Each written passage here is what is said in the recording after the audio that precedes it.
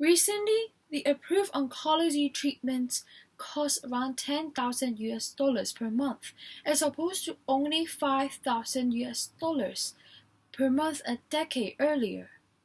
However, the government support for these expensive drugs are limited. Therefore, it is not surprising to see, even in the wealthiest economies, such as in the United States and Hong Kong, 25 to 30% of patients cannot afford expensive drugs. It also becomes a big burden for low to middle class income groups who fall outside the government safety nets.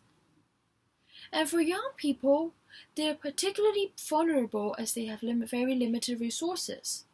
The family may easily face financial hardship with expensive drug access.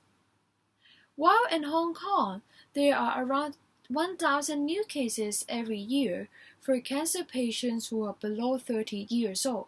Across the world, there are a huge segment of people fighting for expensive drugs. Very sadly, the issue is often neglected in different healthcare systems. Financial toxicity will become a huge problem in the coming few years, especially for expensive drugs.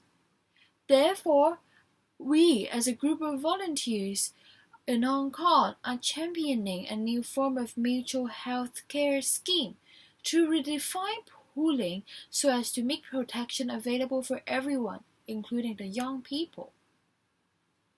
Leveraging the technology platform, the Chinese tech giants have proved that the mutual model can work to provide critical illness coverage for more than 80 million people.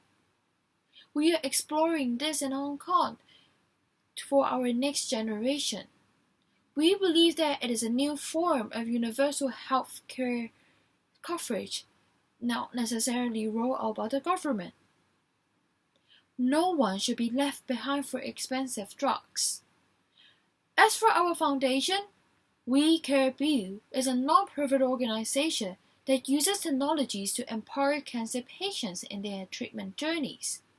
On top of expensive drug financing innovation, we also established drug knowledge database and hotline services for patients to know and plan their treatment.